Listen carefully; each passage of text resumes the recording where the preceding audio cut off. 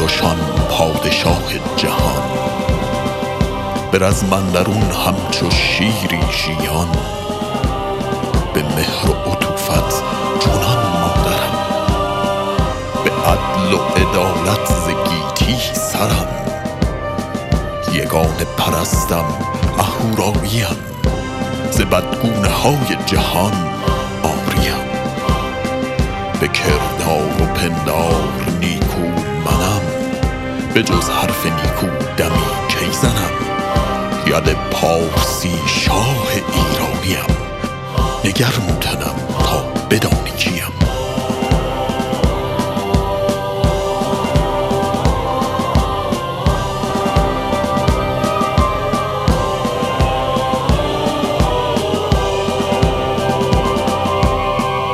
منم کوروشان پادشاه جهان، به رزم اندرون همچو شیری ژیان.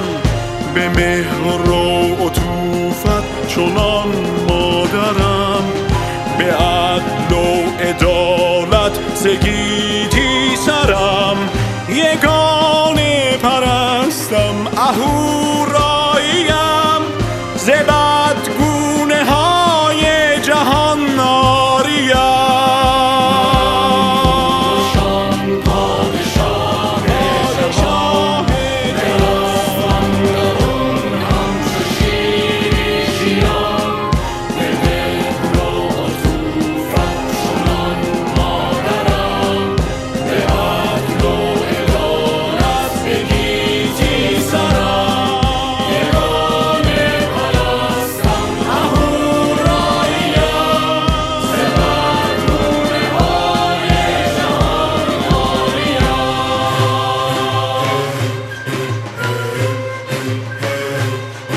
به منشور گلگون بدی سوختم، لبان ددان را به هم دوختم.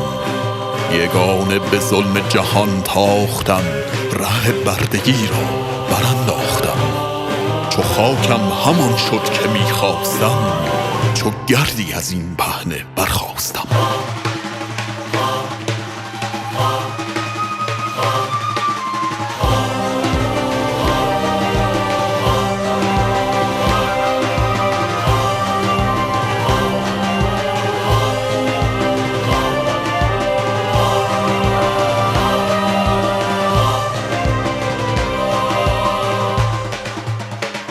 یل پارسی شاه ایرانیم، نگر موتنم تا بدانی کیم.